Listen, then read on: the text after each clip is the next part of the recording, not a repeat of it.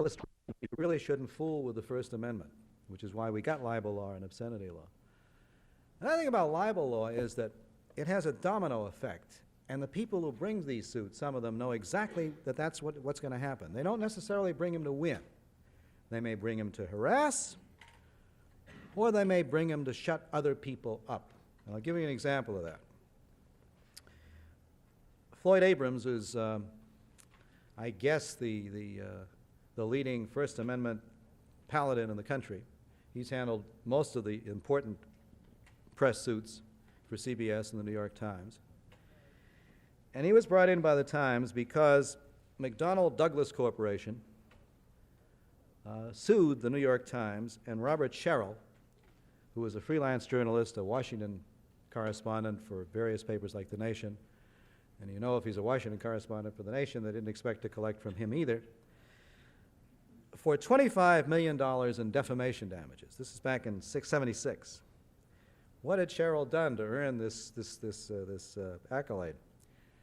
He'd written what turned out to be a cover piece for the New York Times Book Review about 2 books, and each had to do with the 1974 crash of a Turkish Airlines DC-10, published, oh boy, manufactured by McDonnell Douglas outside of Paris. It was a horrific crash.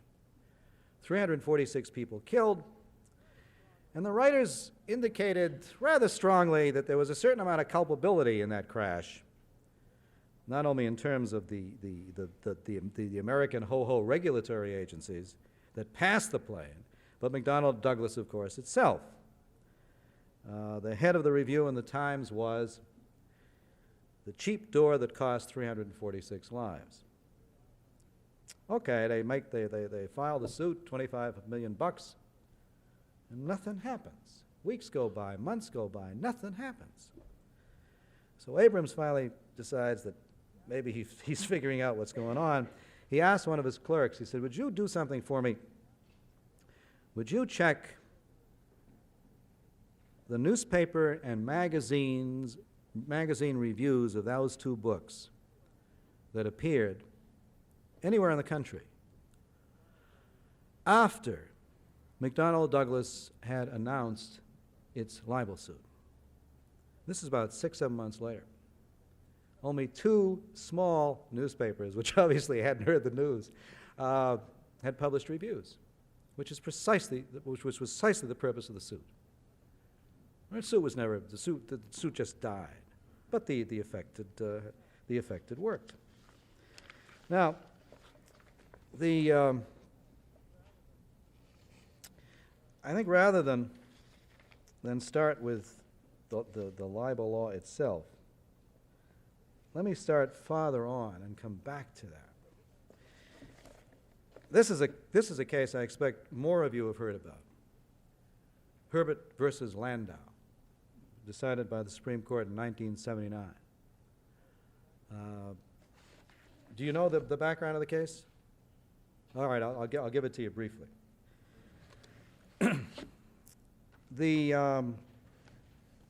This came out of 60 Minutes, which I'm sure you know. Barry Landau was the producer of a segment on Colonel Herbert, Colonel Anthony Herbert. Mike Wallace was the questioner, or as Herbert was later to say, the Torquemada. And the suit was brought for millions of dollars. It's still pending, by the way. The processes are still going. Against Mike, I'm sure his contract works the other way from that of us authors. I'm sure CBS pays all his fees if he loses. Against Wallace, against Landau, and against CBS. Herbert had been a kind of hero of the anti-war movement. He had served in Vietnam. He had, after a time, declared that his officers there had hidden atrocities by the Americans and by the South Vietnamese. And he came back to the United States and he wrote a book, and the book was doing pretty well, which is why he wanted to go on 60 Minutes to make it do even better, which everybody wants to do no matter what their ideological persuasion. And that program was vicious, I must say. I'm not in court, so I can say it. They tore him apart. They made it out as if he were a liar, an absolute liar, and a fraud, and an opportunist, and brutal. If anybody committed war crimes, and he sued, as I say. On the lower court, Herbert's lawyers, who are very clever fellows and have since picked up a thriving libel practice, offered this notion. Now I'll go back a bit. There was in 1964 a decision by the Supreme Court that was hailed at the time by the press, by a number of constitutional scholars, by even some reporters who could read Supreme Court decisions, as a stunning blow for advance in liberty for the press. That decision said, it was called New York Times versus Sullivan. Sullivan was a police official in Alabama, in Montgomery, actually all of Alabama, who sued the New York Times because an ad, he said, had defamed him. The ad didn't name him, but everybody he knew and his relatives and friends all knew who it was. And he was awarded a huge sum of money in the Alabama courts. The Supreme Court reversed it and said very explicitly that there are some limitations. There have to be some limitations to the law of libel. That even if you, and they didn't say that this was the case, although there were some errors in the ad, but let us assume, even if you write something falsely about a public official, in the interests of a robust discussion of public issues and the whole uninhibited flow of information and ideas, and sometimes vituperative ideas that are endemic to the First Amendment, it should be harder for a public official to sue for libel. And they set up a test, the Supreme Court. It was called the test of actual malice. This does not mean malice in the sense that you or I use malice, like ill will, spite, whatever. This meant that the public official, to win a libel case against the press, let's say, not only the press, had to prove that what was falsely written about him was written or published either with knowledge that it was false or with reckless disregard as to whether it was true or false. That's actual malice. It's a higher burden of proof. In the other, for you and me, private citizens, although I guess I'm a public figure. I don't know if that's good or bad. I'll have to figure that out. But anyway, for private suits, depending on the laws of the state, generally you just have to prove negligence. You certainly don't have to prove actual malice. So that seemed to be a big win. Gradually, the court included not only public officials, but public figures. Public figure can be somebody who is pervasively a public figure. I mean, he's ubiquitously, everybody knows him, like Bill Buckley, or Phyllis Schlafly, or Richard Milhouse Nixon. Can't deny they're public figures. Or a public figure can be somebody who got involved in the vortex of a particular case, a particular event, and for the purposes or duration of that event, he or she is a public figure too. So they had a harder job to sue for libel. They had to prove actual malice. Then they began to narrow the definition, and I'll come to that later. It's now so narrow, it's very hard to tell if anybody is a public figure anymore. So it's a lot easier for people to sue for libel. But the Herbert case was another kind of ballgame, and it is chilling. In the lower court, Herbert's lawyers said, we got to prove actual malice, huh? We got to prove they either knew it was false or they went ahead in reckless disregard. That means we got to find out what they were thinking, right? So we have a right to get these people in pretrial deposition, when you ask questions of the other side. We have a right to ask such questions of Mike Wallace and Barry Lando, the producer. Questions like this. By the way, the transcript, it's as if that Wallace was mum and Landau wouldn't cooperate. Before they got to these questions, there had been 2,903 pages of transcript before they went to trial. It cost a little money. But the questions, the state of mind questions, were things like, what was the basis for your decision to interview one soldier 3 times and not to interview another soldier at all? Why did you include a statement by one person concerning Herbert's treatment of the Vietnamese, which was negative to him, and somebody you didn't ask his cousin or something? Why was certain other material left out of the program? What were the conversations from the beginning of the time you first thought of the possibility of doing a segment of 60 Minutes on Colonel Herbert? What were the conversations? Let's see the inter-office memos. And what conversations do you remember between Lando and Mike Wallace and other people on the show with regard particularly to material that you decided to try to get, and later on material that you decided to exclude or include, and for what reasons? This, as they say, gets to the heart of the editorial process. It means, as the appellate court said, the Second Circuit Court of Appeals, it's like having a judge in the newsroom to decide at any given point whether one is being reckless or knowingly false or whatever. That argument was thrown out by the Second Circuit Court of Appeals, and probably the strongest opinion that court has ever come down with. Supreme Court let it stand. State-of-the-mind questions are now allowed.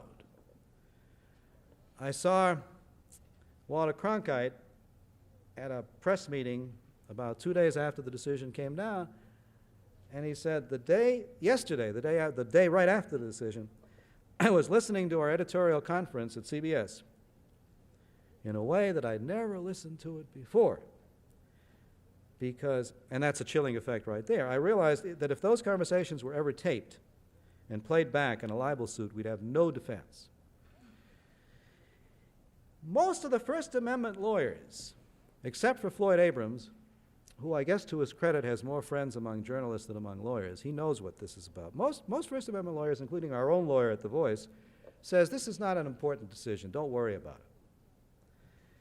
Let me give you an idea of the typical, and I mean typical, exchange between an editor and a reporter at The Voice, the same thing at the Washington Post or wherever. But this is fresh in mind because the woman who covers criminal justice for us came back a couple of days ago from an interview with an official in Mayor Ed Koch's administration. And the editor said, is that motherfucker still lying? And she said, sure, have you ever known him to tell the truth? All right, that's all you need before the jury. Forget everything else. That's it. But that's standard. Does that mean that I mean, you interview somebody because you want to try to get some kind of information from him, at least have him rebut or try to rebut things you want to say. Sometimes, and this was one of the purposes of her going to see him, she wanted to find out who had prepared the mayor's recommendations for the state legislature on criminal law. Such marvelous innovations as the end of the presumption of innocence. I'm not kidding you. And the end of the exclusionary rule. Cops break into a house without a warrant. They have no business being there, but they get the evidence. If they did it in good faith, you can use it in a trial. She wanted to find out who had thought up these marvelous things. And maybe he told her the truth and maybe he didn't, but at least she can start moving from there. But I think on the face of it, you can begin to understand that this in terms of self-censorship, this is a dangerous kind of way for the court to intrude onto indeed the editorial processes. Another problem with it is that I talked about the 2,000 and something pages of transcript before the trial ever began in the libel case of Herbert versus CBS. If you get into these state of mind questions, those pretrial sessions with the lawyer's clock going, I mean your own lawyer's clock going. There are very few pro bono lawyers in terms of the First Amendment when it comes to a profit-making enterprise, even if the profit is minimal. How many weeks of pretrial discovery, for example, can the Nation afford? Or the Progressive? Or Commonweal? Of course, we belong to Rupert Murdoch. And that means he shut us down in 3 days, figuring why waste the time. One of the dissenters in that case, the Herbert v. Lando, Potter Stewart. Potter Stewart is a very vexing man. He is sometimes the paradigm of the justice who understands the working press and what we need to fulfill our sacred responsibilities to all of you, and other times he doesn't understand anything at all. But in this case, he understood. And he said that this tendency toward self-censorship that would ineluctably flow from this kind of decision will now be intensified so long as any plaintiff with a deep pocket is afforded unconstrained discovery of the editorial process. Now let me go on to my last two examples of what happens when you fool with the First Amendment. One has to do, this is not a Supreme Court situation, but I maintain that it exists because of the court's obfuscation on matters of the First Amendment. That's the case of Ralph Nader and Ralph de Toledano. The first Ralph you know, the second Ralph you are not likely to know unless you're a right-winger. Or unless you like jazz and are about 55 years old and remember his books. De Toledano is a columnist. He's a syndicated columnist. I think about 70 or 80 papers carry him. He is a pain in the ass to most people on the left and even on the center and even to me. That's all right. Most people on the left are a pain to me. Well, never mind. Doesn't matter. That's not the point. The point is he's not liked. He is not liked. Not even by most conservatives. I tried to get Bill Buckley into his case and forget it. Anyway, this was a column that was critical of Ralph Nader. I won't go into all the details because the time is such, but it was critical of Ralph Nader. You're going to have to go on faith on me and when I tell you this, or else I'm going to give you all the details afterwards. There is no way under the law that Nader, as a public figure, can win this libel suit if it's ever tried. No way. He knows it. His lawyer certainly knows it, because his lawyer said so to de Toledano's lawyer when de Toledano could afford a lawyer. So why is he doing this? This is a case that is more than 5 years old. He's doing it to punish Ralph de Toledano for having had the temerity to be nasty to Ralph Nader in public.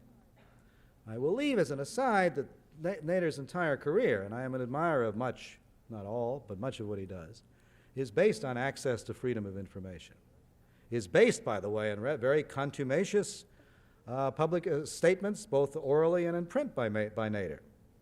Like, for example, when Nader was attacking the Educational Testing Service last year, which I think was a Pyrrhic victory, but never mind, he said that ETS's claims to measure aptitude and predict success in college are false and unsubstantiated and can be described as a specialized kind of fraud. No mitigating language there. Wham, bam, thank you, ma'am, it's all right there. That's all. That's even harder than de Toledano was with him. 5 years have gone by. De Toledano has lost $25,000 in legal costs. He is now living on borrowed money. He has been silenced in terms of Nader because the news service, the Copley News Service, is so terrorized that Nader might hit another suit that it has forbidden de Toledano from even mentioning Nader's name, even if it's a panegyric, which is unlikely, but it might be. He used Nader's name just to test it out about a year ago in a column. It really wasn't, it was kind of praise. It must have killed de Toledano. Came back with the name out. So in that respect, Nader is already, like McDonnell Aircraft, Nader has already won. He has stifled the speech of at least one dissenter as to the sainthood of Nader. And this is the kind of thing that anybody with some power and some funds, I mean, Nader just organizationally has more money than de Toledano, can do. By the way, the case has not been brought to trial. All the various due process maneuvers have gone through. The Supreme Court refused to grant cert on a question of summary judgment. I won't even go into that unless you want to later. But in any case, all that stuff has been done, so you'd think Nader might want to bring it to trial. No, I'd rather keep him, what was that phrase? Drifting slowly in the wind. He could do it for another 5, well, he can't do it another 5 years, but because the courts eventually will say, what the hell's going on? But it's a very effective job so far. Punishing and destroying speech, freedom of speech, through the libel law. Okay, one last illustration. There is a case in Ohio. There are many weird cases that come through and escape notice and escape review by the Supreme Court. One was a case I've written about, and I gather the Des Moines Register published something, one or two of my pieces on it recently, the case of Frank Gisa, who was convicted and is now in prison because his fingerprints were on several pages of a book. Period. Period. There was no other evidence against the man. It was a criminal conspiracy to blow up an Army depot, and an Army installation, and a Navy installation. He was put on trial with some people. They were convicted of all these counts. He was convicted only of the count of conspiracy based on the fact that his fingerprints were on the pages of a book, an anthology about revolution. And the prosecutor had him read before the jury passages from those pages on which his fingerprints appeared. The rhetoric was rather gamey, had to do with guns and blood and all that. And the prosecutor in his summation said to the jury, see, he was reading a book that advocated exactly what he later went on to do. And he's now in a federal pen in California. Supreme Court refused cert. Nobody knows why. Can't resist one footnote. He came up for parole recently, or at least he applied for parole, on the regional level out there. And the commissioners came in, and one of them said, Mr. Gies, forgive me for asking you this, but can you tell me again what it is you're in for? We can't really make clear what it is. Then they denied parole. But this case is another one that has escaped notice. Case out of Ohio called Lorraine Journal versus Milkovich. To summarize rather briefly, it's a libel suit brought by a high school wrestling coach. Reporter and his newspaper are the defendants. Case went to essentially what the thing is, they had a wrestling match between two high schools, and this coach, his team was losing, and in the spirit of American fair play, he helped foment a riot. Egged on his teammates and the folks in the stand and all like that, and as a result, the team was suspended from state play for, I think, 1.5 years or 2 years, and he was reprimanded and whatever. And there was a local reporter who was there and who wrote what had happened. And then the coach went before a lower court judge, nothing to do with the newspaper or the reporter, nothing to do with libel. This was a motion to get the state athletic association to remove the suspension so the kids could go and wrestle and foment a riot somewhere else before the year was up. And that judge, only dealing with the lifting of the suspension, believed the coach that there had been he had nothing to do with the riot. It was just one of those natural forces of nature, and nothing had gone wrong. He believed the judge, and he lifted the suspension. Okay, as soon as that happened, coach goes into court, sues the paper and the reporter for the usual $53,000 million or whatever they asked for. And it was finally decided by the whole hierarchy of courts in Ohio, except for the first one. The first time this case reached a judge, he had a jury hear the facts, and then he sent the jury home, and he said, this is ridiculous.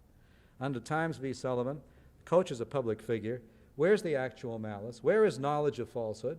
He was there. Where is reckless disregard of the facts? I mean, it's stupid. Out, no case. Coach appealed. Every goddamn court in Ohio decided the case has to go to trial because this other judge, in the case that had to do with lifting of the suspension, had believed the coach. Therefore, there had been a judicial finding of truth. You following me? As long as a judge, any judge at all, finds that in this case the coach told the truth, that's enough for on the face of it, actual malice case. The judges now determine truth for everybody. The consequences of this are just enormous. I mean, just enormous. I won't go into the whole McGill here, but I have been writing to no avail about a terrible case in the Bronx in New York in which an off-duty policeman killed 2 unarmed Puerto Ricans at a neighborhood bar with his service revolver. The shots were in the back, okay? He was acquitted. There had been a judicial finding, at least through the jury, but in the court, of truth in this matter, and if I were in the state of Ohio, I might have a whole lot of trouble in some of the columns that I've been writing since then. I mean, suppose you have Suppose a newspaper has information, as we had on the Voice, for all the good it did us, on our distinguished new senator, Alphonse D'Amato. We had corruption information. We printed it everywhere we could. If at any point in the line of that whole thing there had been a judicial finding that D'Amato was telling the truth, it could be a judge that he happened to have put on the bench himself, personally, by hand, then we either would have to keep quiet for fear of an enormous libel suit, or we'd go ahead, and even if we won the libel suit later, again, the expenses. It's a crazy decision. It went up to the Supreme Court for review. Only one justice wanted to hear the case, and that was William Brennan. And he too said, I'm paraphrasing rather liberally here, it's a crazy decision. This holding, I'm not paraphrasing at this point, this holding is clearly contrary to the First Amendment and to the relevant precedents of this court. Lots of luck. Now the Lorraine Journal is back in court with who knows how many hours of deposition, and a very good chance. And what's a jury going to do? The jury already knows that under the law of Ohio now, at least the judge-made law, it looks very much like actual malice. Maybe someday, if the paper is not bankrupt, they'll bring it up before the Supreme Court again, and maybe then they'll hear it. But as I say, this is what happens when you fool around with the First Amendment. I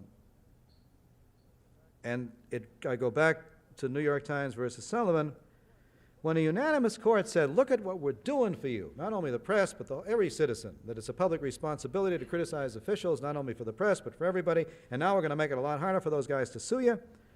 And the press, this is a quote from that decision, would not be subjected to the pall of fear and timidity imposed upon those who would give voice to public criticism. Here we are in 1981. The press has never been more fearful. Even the 4 or 5 brave people of the press.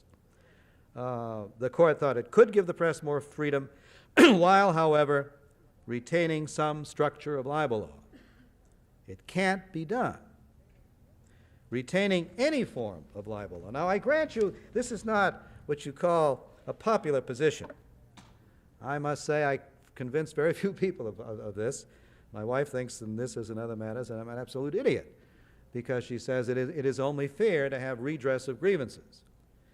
I'm more and more convinced that you cannot have a strong, functioning First Amendment with any form of libel law.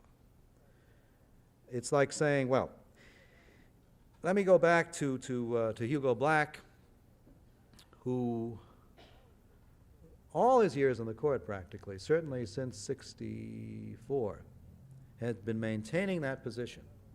William O. Douglas, who in some ways was a much closer to an absolutist on the First Amendment than Black.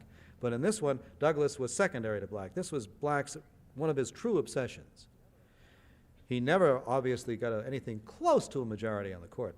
The majority would be no libel law. But anyway, he had a dialogue in 1962 at New York University Law School with Professor Edmund Kahn.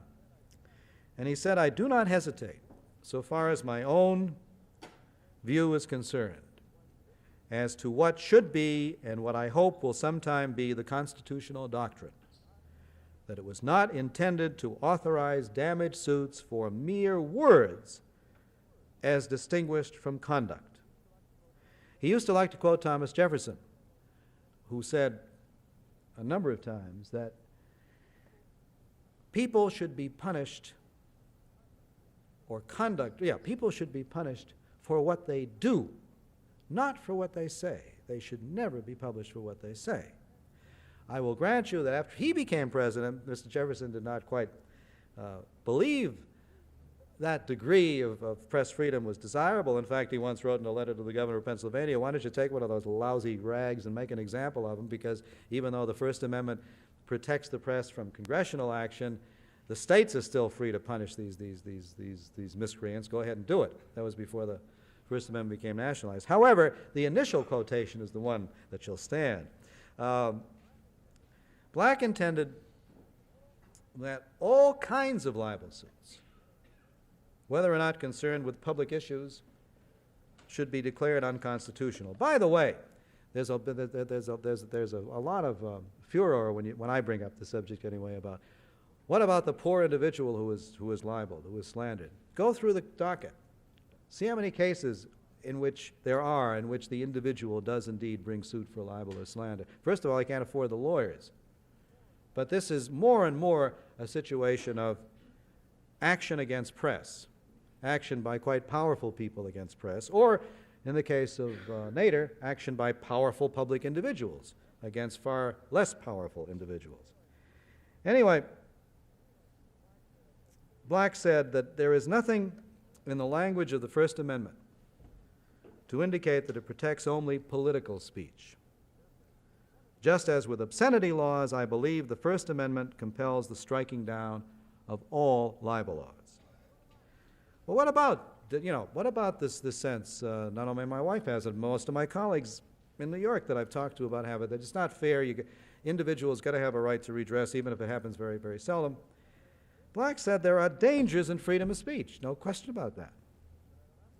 But I do not believe there is any halfway ground for protecting freedom of speech and press. If you say it is half free, you can rest assured that it will not remain as much as half free. My view is, without deviation, without exception, without any ifs, buts, or whereases, that freedom of speech means that you shall not do something to people either for the views they have or the views they express and write. Well, there is no one on the current Supreme Court who holds Black's First Amendment views. Not Brennan, not Marshall, certainly not Stevens, if you remember the 7 dirty words decision on WBAI. So this is not going to happen, at least not for a long time. I certainly rather doubt that any appointees of Ronald Reagan are going to have bedside collections of opinions by Hugo Black or Louis Brandeis.